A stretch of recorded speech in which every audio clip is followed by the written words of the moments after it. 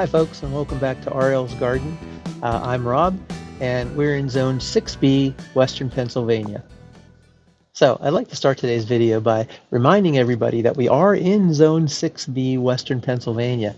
And that means that we are in mid-fall here, and we have had some freezes already. And the garden is starting to look that way too. We've lost some annuals, and some perennials are on their way out. But today's video, we are going to put in, let's see, 1, 2, 3, 4, 5 perennials. And all these perennials are not really for this year now, are they? They're for next year, in preparation of next year. I would like to also remind everybody that since we are getting close to the end of fall, there isn't much more planting that's going to be done in our yard. And that means that some of the videos might slow down because you have to remember that this is primarily a gardening channel, and it is based on our backyard and the successes and the failures that we have in our backyard and its evolution.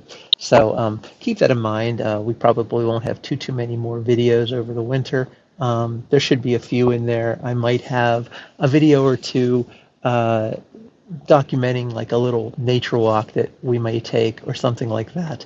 But stick with us. We'll be back again in the spring. But then again, you never know. We may have a light winter, and there might be some things that we can do in the winter. So we'll see what happens. So before we start any of the planting and the perennials, I want to talk about a little section of our yard that I worked on today, and it's behind our iris garden. Our iris garden had some grass around it, and we decided to take that grass out and make it, mulch it over, get rid of the grass that was back there, and make it a new area for planting. And so I did that today. I edged out an area, and I covered whatever grass I couldn't get up with boxes that we had. And by the way, if you are going to cover grass with boxes, cardboard boxes, try to get rid of any of the staples or any of the tape that's on the box, so it's more biodegradable and more friendly for your soil. So anyway, after we did that, we covered it with mulch, and there we go. And I love it. I think it looks great, and it sure did add some space for planting for us.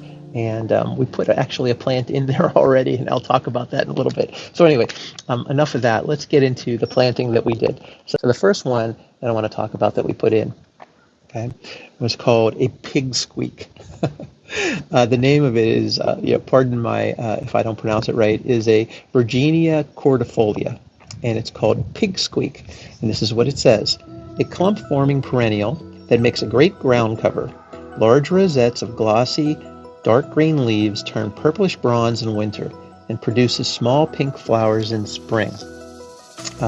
We put this back by our azalea bush and near our red twig dogwood in a little shady spot because it is a shade to part shade plant. It says it gets 10 to 12 inches tall and 12 to 15 inches wide, and it is cold hardy down to -40 degrees, so that should be good for everyone. There's a begonia back there already that's an annual. We planted it right next to it. We didn't want to pull up that begonia yet because it's doing pretty well. All right, I'm very happy about that, and it should be nice in that little spot and happy. So the next one was made for a sunny spot, and it is a bit of a ground cover plant as well.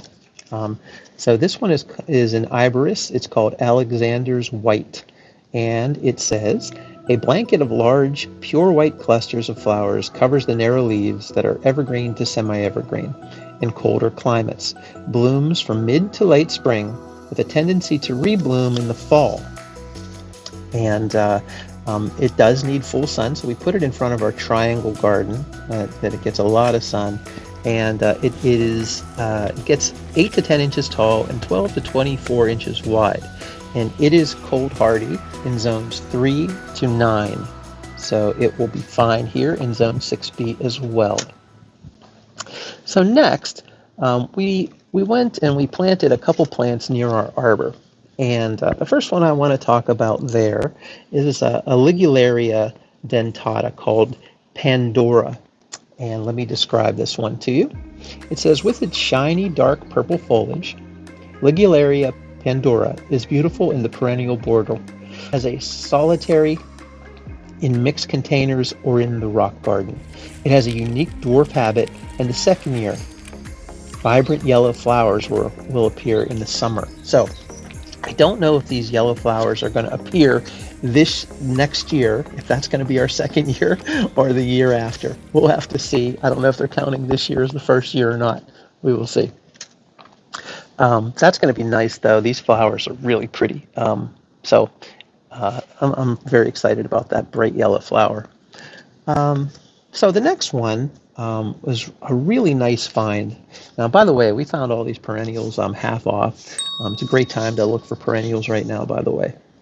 So this one, you don't usually find it growing in zone 6B, I think. It is a mock orange, and it is a Illuminati Tower. Spring Beauty, it's called. So this one needs sun or part shade.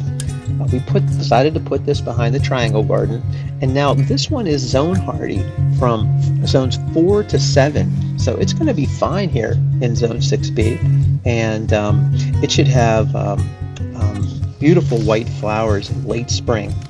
And here's the interesting thing about it. It gets 3 to 4 feet tall, but it only gets about 1.5 feet wide.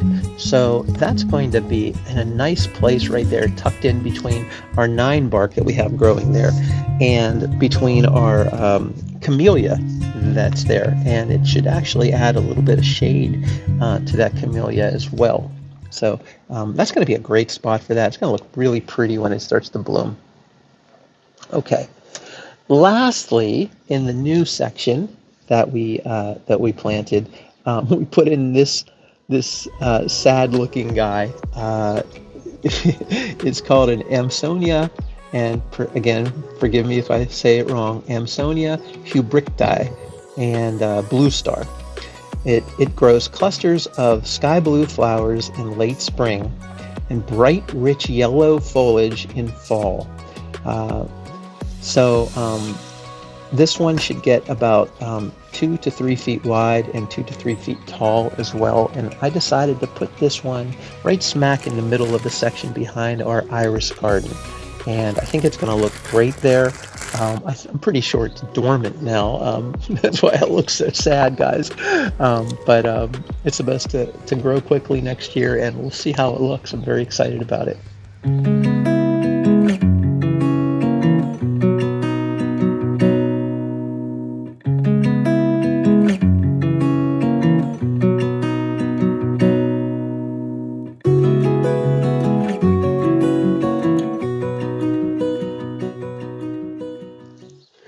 Okay, well, that's it for today, and I want to thank you all again very much for subscribing to our channel, for commenting, for just tuning in, and inspiring me to make more videos.